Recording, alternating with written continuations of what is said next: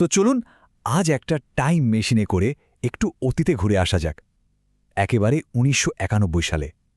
তখন ভাষা শেখানোর ক্লাসরুমে প্রযুক্তির ব্যবহার ঠিক কোন পর্যায়ে ছিল জানেন? আজকের এই পুরো আলোচনাটা কিন্তু সেই সময়েরই একটা অসাধারণ গবেষণাপত্রের উপর ভিত্তি করে। এই প্রশ্নটা খুব চেনা চেনা লাগছে, তাই না? দেখুন, আজ ৩ দশক পরেও কিন্তু শিক্ষক আর শিক্ষার্থীরা ঠিক এই প্রশ্নটাই করে চলেছেন। আর মজার ব্যাপার হল, এর উত্তর খোঁজার চেষ্টা কিন্তু একদমই নতুন কিছু নয়। আর এখানেই আসল ব্যাপারটা। ৩০ বছরেরও বেশি সময় আগে বিশেষজ্ঞরা বলছিলেন যে আমরা আসলে ভুল প্রশ্ন করছি। তাদের মতে প্রযুক্তির কার্যকারিতা নিয়ে সোজা সাপটা হ্যাঁ বা না উত্তর খোঁজাটাই একটা ভুল অ্যাপ্রোচ। তাহলে ১৯৯১ সালের দৃষ্টিকোণ থেকে আমাদের আজকের এই যাত্রায় আমরা এই ৫টি মূল বিষয় নিয়ে কথা বলবো।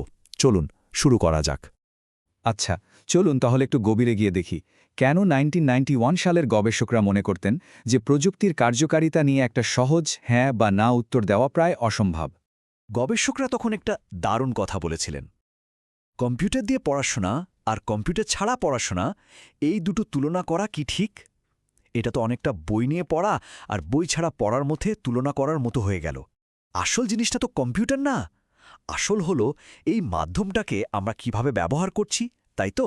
তো চলুন এবার একটু সেই সময়ের হার্ডওয়্যারের দিকে তাকানো যাক। কি মনে হয় ৯০-এর দশকের ক্লাসরুমে কোনগুলোকে হাইটেক টুলস বলা হতো? ভাবা যায় একটা মাত্র ডিস্কে ৫২,০০০ স্লাইড। আজকের দিনে কোনো পাওয়ারপয়েন্ট ফাইলে এতগুলো স্লাইড থাকলে তো ভাবাই জানে কি হবে। এই ভিডিও ডিস্কেই বলা যায় আজকের ডিজিটাল ভিডিওর পূর্বপুরুষ।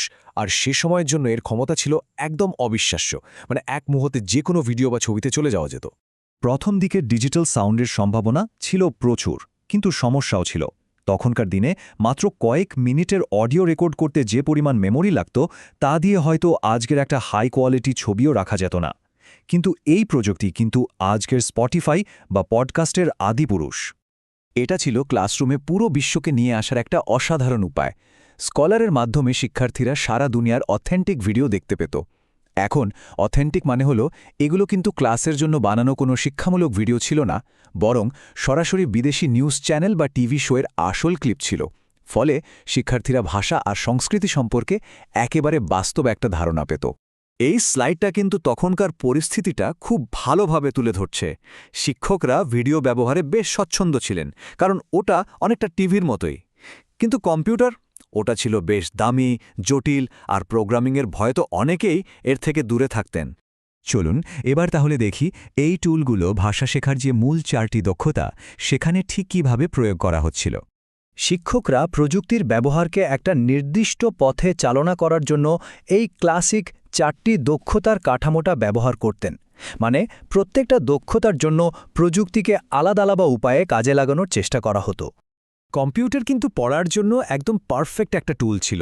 এটা দিয়ে যেমন একটা একটা করে শব্দের মানে শেখানো যেত, তেমনি আবার স্কিমিং বা স্ক্যানিংয়ের মতো আধুনিক কৌশলও প্র্যাকটিস করানো যেত। অর্থাৎ একই প্রযুক্তি দিয়ে দুটো ভিন্ন শিক্ষণ দর্শনকে সাপোর্ট করা সম্ভব ছিল। বেশ, হার্ডওয়্যারের কথা তো হলো, এবার একটু সফটওয়্যারের দিকে তাকানো যাক। সাধারণ ড্রিল বা অনুশীলন থেকে কিভাবে আরও জটিল আর ইন্টারঅ্যাক্টিভ শিক্ষার পরিবেশ তৈরি হচ্ছিল, সেটা কিন্তু বেশ আকর্ষণীয়। এখানে কিন্তু ক্ষমতার একটা দারুণ পরিবর্তন দেখা যাচ্ছে।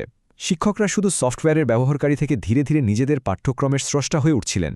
মানে তারা এখন নিজেদের প্রয়োজন অনুযায়ী কন্টেন্ট তৈরি করতে পারছিলেন। হাইপারটেক্সট ছিল একটা বৈপ্লবিক ধারণা, যা আজকের ইন্টারনেটের মূল ভিত্তি। ভাবুন তো, উইকিপিডিয়ায় আমরা যেমন একটা লিঙ্ক থেকে আরেকটা লিঙ্কে লাভ দিয়ে দিয়ে তথ্য খুঁজি, ঠিক সেই কনসেপ্টটাই ছিল হাইপারটেক্সট। এটা শিক্ষার্থীদের নিজেদের মতো করে জ্ঞান খোঁজার স্বাধীনতা দিয়েছিল। এর সম্ভাবনাকে তখন বলা হয়েছিল ইনটক্সিকেটিং বা মাতাল করে দেওয়ার মতো। এখন সবচেয়ে ইন্টারেস্টিং বিষয় হল ১৯৯১ সালের সেই মৌলিক প্রশ্নগুলো কিন্তু আজও শিক্ষা বিষয়ক নানা বিতর্কের একেবারে কেন্দ্রে রয়ে গেছে। আর এখানেই সেই অথেন্টিক ডেটার প্রশ্নটা আবার আসছে।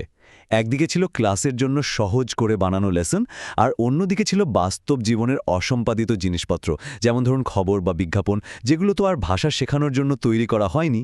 কোনটা বেশি কাজের? এই বিতর্ক আজও চলছে। এটা আরেকটা বড় প্রশ্ন। শিক্ষা ব্যবস্থা কি একটা নির্দিষ্ট পথ দেখিয়ে দেবে, নাকি শিক্ষার্থীদের সম্পূর্ণ স্বাধীনতা দেওয়া হবে নিজেদের শেখার পথ বেছে নেওয়ার জন্য?